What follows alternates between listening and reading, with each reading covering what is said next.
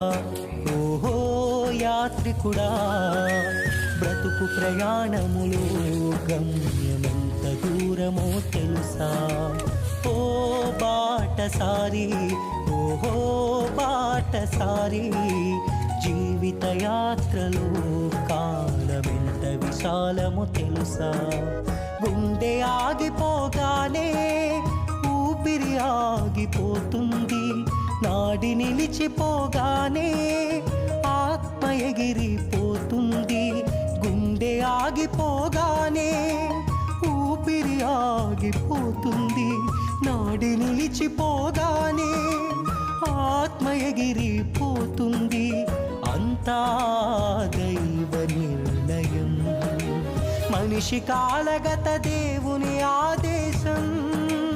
అంతా దైవ నిర్ణయం, మనిషి